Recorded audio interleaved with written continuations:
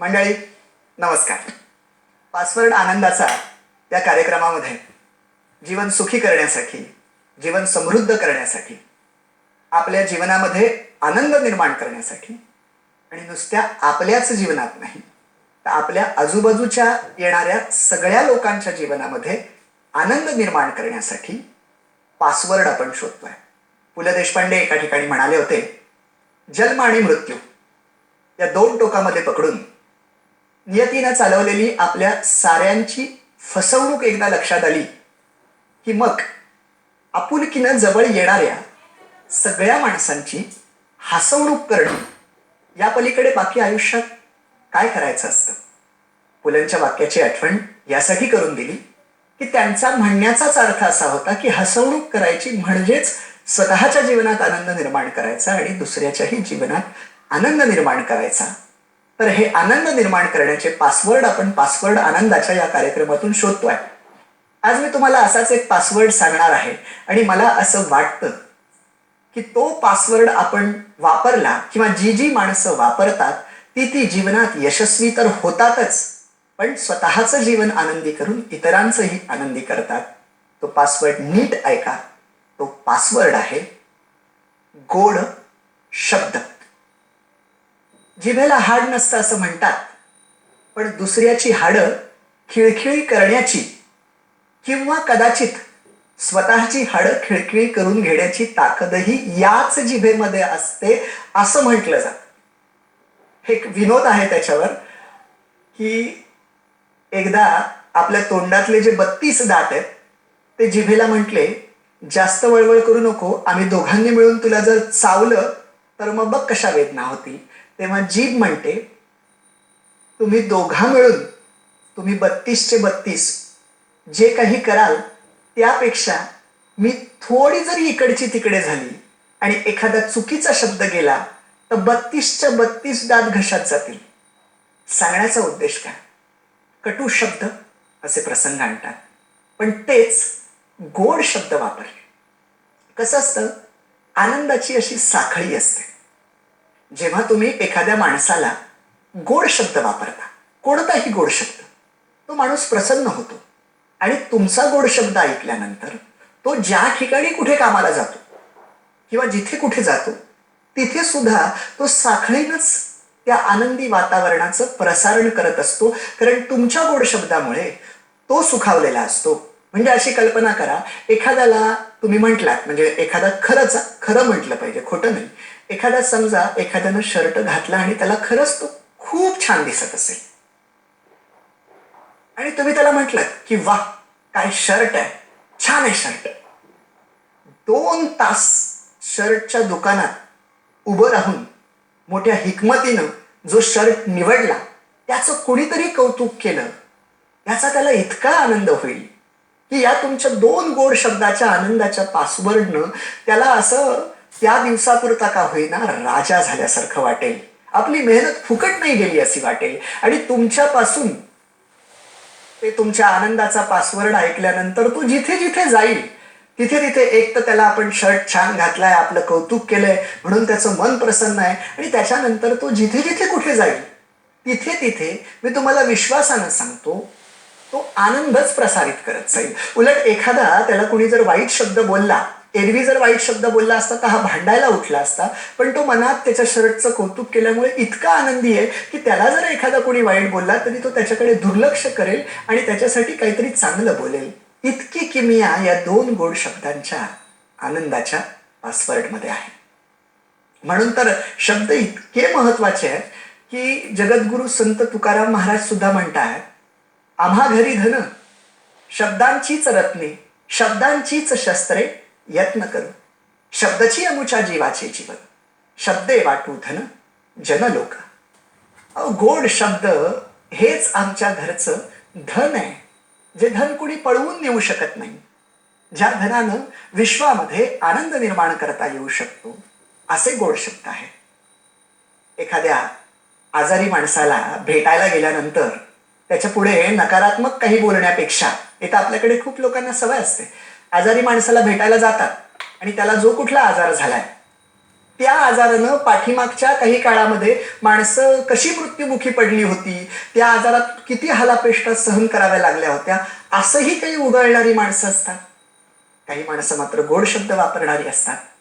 त्या आजारी माणसाला जर असं म्हटलं, काळजी करू नका, पण काळजी घ्या, तुम्ही लवकर बरे व्हाल, किती त्याला आनंद वाटेल. परीक्षेला जाणाऱ्या एखाद्या लहानग्याला शुभेच्छा देताना, व्यवस्थित पेपर सोडव, तुला पेपर सोपा जाईल, तुला मनापासून शुभेच्छा, असं म्हटलं तर त्याला आतून किती छान वाटेल, तो पेपर किती चांगल्या पद्धतीनं लिहिल. हे लक्षात घ्या. तुमच्या म्हणण्यानं तुम्ही म्हणाल त्याने अभ्यासच नसेल केला तर तुमचे शब्द काय करणार, असं नसतं. अभ्यास त्यानं केलेला असतो, पण तो परीक्षेला जाताना कुठेतरी घाबरत असतो आणि माणसाच्या मनात भीती असली की केलेला अभ्यास पण आठवत नाही.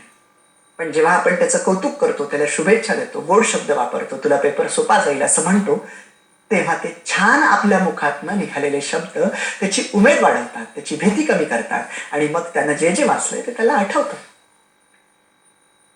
एखाद्या संकटात सापडलेल्या माणसाला शांत राहा, धीर धर, हेही दिवस जातील, असं जर सांगितलं तर त्यालाही किती छान वाटेल. एखादा विद्यार्थी परीक्षेत पास होऊन आलेला असेल, चांगले मार्क्स मिळालेले असतील, तर त्याच्या पाठीवर कौतुकाची थाप टाकली आणि म्हटलं, शाबास, असंच यश मिळव, मोठा हो. अहो, त्याला तेव्हाच मोठा झाल्यासारखं वाटेल आणि मोठा होण्यासाठी आपण काहीतरी केलं पाहिजे अशी उर्मी त्याच्या आतमध्ये निर्माण होईल. एवढं प्रेरणेचं काम दोन गोड शब्द करत असतात. पण माणसं कंजूषपणा पैसे वापरण्यात करतात, समजू शकतो आपण. प्रत्येकाची आर्थिक परिस्थिती असते, कुणी कमी कमावतं, पैसे वापरण्यात कंजूषपणा केला हरकत नाही. पण शब्द वापरण्यात का कंजूषपणा करता? कंजूषपणाचं सोडाच, चांगले शब्द वापरण्यात कंजूषपणा तर केला जातोच, पण वाईट शब्द वापरण्यात मात्र कंजूषपणा केला जात नाही. आठवून बघा बरं, आपल्या नात्यागोत्यातली काही माणसं अशी असतात की असे काही जिव्हारी लागणारे शब्द उच्चारतात की आयुष्यभर एखादा बाण रुतावा, जखम हृदयात व्हावी, असं काहीतरी होऊन जातं. बरं, त्याचं वाईट एक गोष्ट अशी असते की जो उच्चारणारा असतो ना, त्याच्या ते लक्षातही राहत नाही आपण कधी कुठे काय बोललोय. पण ज्याच्यावर तो आघात झालेला आहे त्याला मात्र आयुष्यभर तो माणूस आणि त्याचे शब्द लक्षात राहत असतात. इतकं सगळं वाईट त्या वाईट शब्दांनी, कडू शब्दांनी, कठोर शब्दांनी होत असतं. आणि जी वाणी कठोर असते ती वाणी एक दिवस त्या वापरणाऱ्यालाही फसवू शकते, हे मात्र त्याच्या लक्षात येत नसतं. त्याला असं वाटत असतं की आपण कठोर बोलतोय, असं त्याला वाटतच नसतं. त्यानं स्वतः जर त्या ठिकाणी ठेवून विचार केला की मी हे जे शब्द पुढच्याला वापरतोय तेच शब्द पुढच्यानं मला वापरले तर काय होईल, मग त्याला कळू शकेल. मला म्हणायचे शब्द आपल्याच तोंडातले आहेत, आपण चांगलेही वापरू शकतो, वाईटही वापरू शकतो. गोड शब्द वापरायला काय हरकत आहे? अहो, शब्दांचे खेळ खेळ नाहीये. शब्द माणसं सांगतात, माणसं जोडतात आणि कुठल्या ठिकाणी योग्य परिस्थितीत योग्य शब्द जो वापरतो त्याच्याकडे हजरजबाबीपणा आहे असं म्हटलं जातं. हा जो मी तुम्हाला गोड शब्द, हा जो पासवर्ड आनंदाचा म्हणतोय, त्याच्यामध्ये हजरजबाबीपणा, त्याच शब्दातला योग्य ठिकाणी योग्य वापरणं, हा सुद्धा आनंदाचाच पासवर्ड आहे.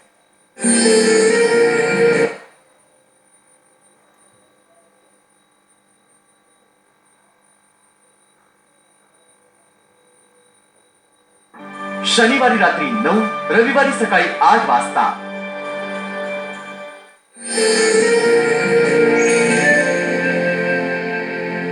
एक आईन्स्टाईन नावाचे गणिती व्याख्यानाला प्रत्येक ठिकाणी जात असतात.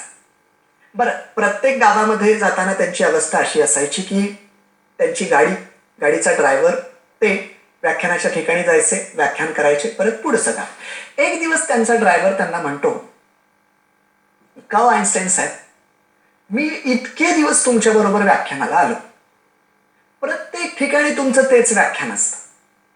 माणसं बदलतात, व्याख्यान मात्र तेच असतं. आणि माझं इतके दिवस ऐकून ते आरतीसारखं पाठ झालंय. आरती बघा, आरती पाठ होते बघा. आपण आरती अशी काही पुस्तकात घेऊन पाठ करत नाही, आपण कुणाबरोबर तरी ऐकून ती आरती पाठ झालेली असते. भले त्याच्यातले काही शब्द इकडचे तिकडे झालेले असतात. म्हणजे कधी कधी असं होतं की मूळ आरती आपण पुस्तकात जाऊन बघितली किंवा एखादा कोणी मूळ आरतीनुसार आरती गात असेल, म्हणत असेल, तर आपल्याला ती चुकीची वाटायला लागते. तसं त्यांचं ते पाठ झालेलं असतं. मग तो ड्रायव्हर म्हणतो, आईन्स्टाईन साहेब एक काम करूया. आता आईन्स्टाईन साहेबांना अपमान वाटतो की अरे हा ड्रायव्हर असं म्हणालाय. मग ड्रायव्हर म्हणतो काय हो आईन्स्टाईन साहेब, तुमचं इतकं सगळं व्याख्यान मी तर ऐकलंय, तुम्ही नवीन काही बोलतच नाही.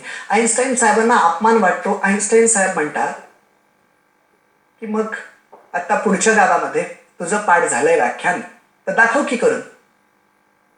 आईन्स्टाईन साहेबांना वाटतं ड्रायव्हर गप्प बसेल, पण तो काही नाही हो. थोड्या वेळाने म्हणतो काही हरकत नाही म्हणे, माझं पाठ झालंय, मी करतो की व्याख्यान. त्या ठिकाणी जातात. आता मुळात कसं आहे की पाहुण्याला नावाने ओळखत असतात आणि हे एकमेकाचे फक्त ड्रेस चेंज करून घेतात.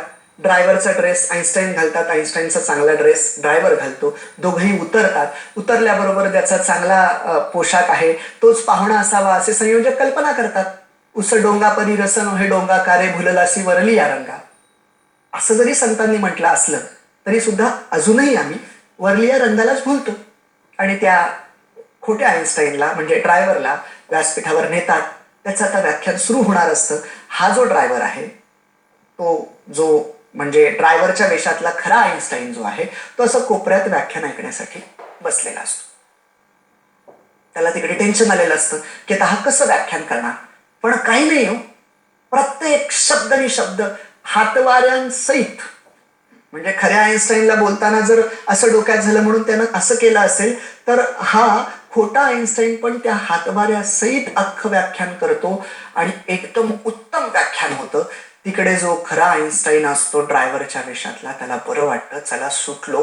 कारण जर हा काही चुकला असता तर याला काही नाही, शेवटी आईन्स्टाईनचंच नाव गेलं असतं. म्हणून तो तिकडे सुटकेचा निश्वास सोडतो आणि व्याख्यान आटपून तो शांत बसतो. तेवढ्यात कुणीतरी उठतं आणि विचारतं आईन्स्टाईन साहेब एक गणितावरची शंका आहे, विचारू का. माणसांना उत्तरांपेक्षा प्रश्नच जास्त पडत असतात आणि तशातलाच तो माणूस होता. या पाठीमागच्या खऱ्या आईन्स्टाईनला असं वाटतं की यानं प्रश्न थांबवावा, काहीतरी बोलावं की नंतर सांगेल आत्ता वेळ नाही, असं काहीतरी बोलावं, वेळ मारून नये. कारण का व्याख्यान करता येईल हो, पाठ आहे, शंकेचं काय.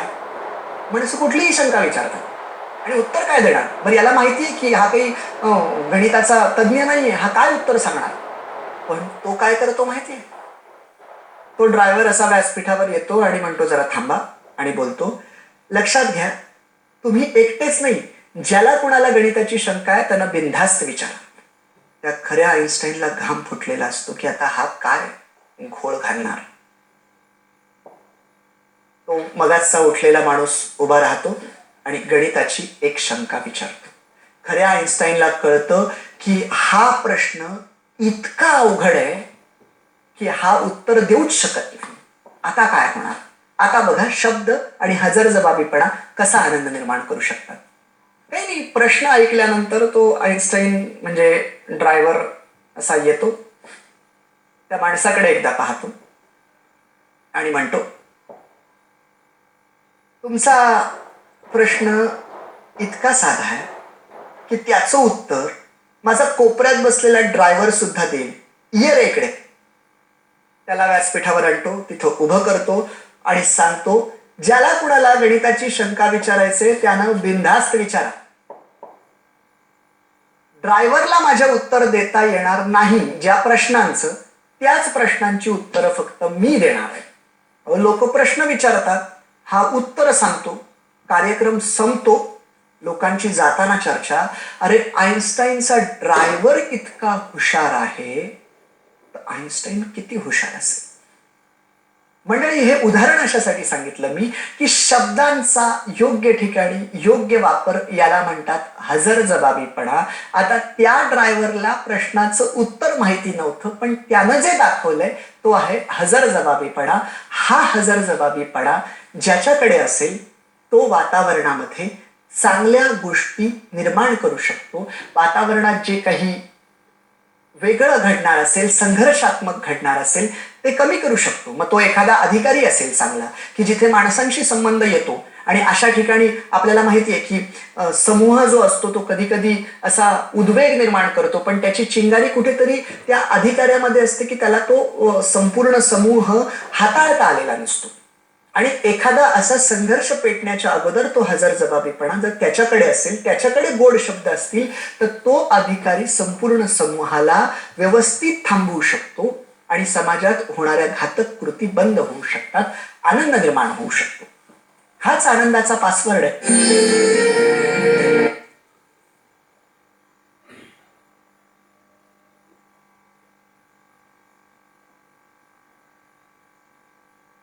टाटा AIG लाईव्ह योग्य सुरुवातीसाठी.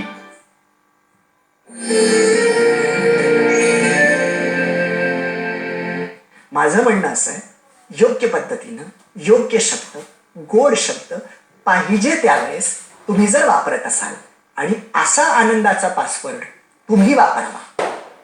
खोटं बोलून, दुसऱ्याला लुबाडून, शब्दांची हेराफेरी करून या पासवर्ड बद्दल मी म्हणत नाही. मी या पासवर्ड बद्दल म्हणतोय की गोड शब्द योग्य ठिकाणी आपण वापरले पाहिजे आणि ते जर आपण वापरले तर निश्चित आपण छान करू शकतो. आणि दुसरी गोष्ट, काही माणसं चांगली असतात, त्यांना गोड शब्द वापरायचेही असतात, फक्त त्यांचा संयम नसतो, ते इकडचे शब्द तिकडं करतात. तर अशाही लोकांनी लक्षात ठेवायचा, हा गोड शब्दाचा पासवर्ड वापरताना मन शांत ठेवून, असं म्हणतात, बोलून विचार करण्यापेक्षा विचार करून बोला. आम्ही कॉलेजला असताना मंडळी वक्तृत्व स्पर्धेला जेव्हा जायचो ना, तेव्हा मी एका औरंगाबादच्या वक्तृत्व स्पर्धेत एक मुलगा अतिशय छान बोलत होता, अतिशय छान. सभागृहही शांत असतं, ऐकत असतं आणि त्या भाषणामध्ये त्याचं एक वाक्य असं काही येतं, बिचाऱ्याचं कसं तोंडातून निघालं कुणास ठाऊक, पण त्यानंतर त्याचं अख्खं भाषण पडतं, नंबर तर जातोच पण बिचारा हिरमुसला जातो. ते वाक्य तुम्हाला सांगतो, तो मुलगा असं मोठ्या रंगात आलेला असतो आणि म्हणतो, मंडळी, मी जेव्हा आंध्राबाबूंच्या चंद्रप्रदेशात गेलो तेव्हा मला हे कळलं. आम्हाला खालून कळेना आंध्राबाबू कोण आणि त्यांचा चंद्रप्रदेश कुठला. मग आमच्या लक्षात आलं की अरे, याला असं म्हणायचंय की चंद्राबाबूंच्या आंध्र प्रदेशात गेलो.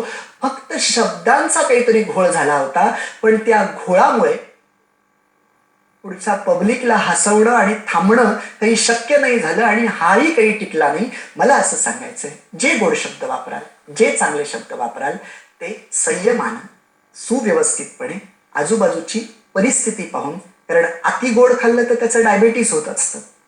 ज्या ठिकाणी योग्य आहे अशा ठिकाणी आपण हा गोड शब्दांच्या आनंदाचा पासवर्ड वापरला तर आपण जीवनात आनंद निर्माण करू शकतो. बरं, असं नाही आहे याचा अर्थ की पुढचा चुकलाय, अनेक वेळा सांगून गोड शब्द वापरून पण तो चुकतोय तरी आपण त्याच्यासाठी गोडच बोलत राहायचं, तर ते योग्य नाही. काही काही शब्द जे कठोर आहेत तेही वापरावे लागतील, कारण असं म्हटलंय की शब्दांची करून शस्त्रे, दुष्कर्मावर करू आघात, आमचा प्रत्येक विजय एका नव्या युद्धाची सुरुवात. कधी कधी दुष्कर्मावर आघात करण्यासाठी आम्हाला कठोर शब्द वापरावे लागतात, पण ते कठोर शब्द समाजात काहीतरी गोड निर्माण व्हावं यासाठीचे जर कठोर शब्द असतील तर ते शब्द सुद्धा एक प्रकारे गोडच असतात. त्यासाठी मात्र आपली स्वतःची साधना हवी. तुमच्या माझ्यासारख्याने चले जाव म्हणणं आणि महात्मा गांधींनी चले जाव म्हणणं, बघा ना, दोनच शब्द आहेत, चले जाव, पण त्याला त्यांची साधना आहे. अख्ख्या इंग्रजी सत्तेला हादरवलंय दोन शब्दांनी, चले जाव. तुमच्या माझ्यासारख्यांनी तुम मुझे खून दो मैं तुम्हें आझादी दूंगा असं म्हटलं तर कोण आपल्याला खून देणार आहे. पण नेताजी सुभाषचंद्र बोसांच्या जीवनाची तपश्चर्या लागली, त्याग लागलाय आणि त्यानंतर जेव्हा ते म्हणतायत की तुम मुझे खून दो मैं तुम्हें आझादी दूंगा, तेव्हा ते शब्द समर्पणासाठी आपल्याला प्रद्युक्त करणारे आहेत. अशा प्रकारचे शब्द आमच्या मुखातनं, आमच्या वाणीतनं केव्हा निघू शकतील, जेव्हा आम्ही स्वतःच्या जीवनाचा आणि इतरांच्या जीवनाचा आनंदमय दृष्टीनं विचार करतोय. जो आत्मानंद आहे त्याच्यामध्ये बुडून स्वतःचं जीवन तर आम्ही शुद्ध करतोयच, पण इतरांचंही जीवन शुद्ध करण्याचा प्रयत्न करतोय. मग त्यासाठी पुढच्याचं जीवन चांगलं व्हावं म्हणून मी कधी गोड शब्द वापरेल. माझा एखादा विद्यार्थी असेल, तो चुकत असेल तर मी कठोर शब्द वापरून त्याला शिस्त लावण्याचा प्रयत्न करेल. असं जर जेव्हा मी करेल तेव्हा निश्चितपणे आनंद निर्माण होईल. तुमच्या हातामध्ये गोड शब्दाच्या आनंदाचा पासवर्ड ठेवलाय, आजपासूनच वापरायला सुरुवात करा. मंडळी, गोड गोड नमस्कार.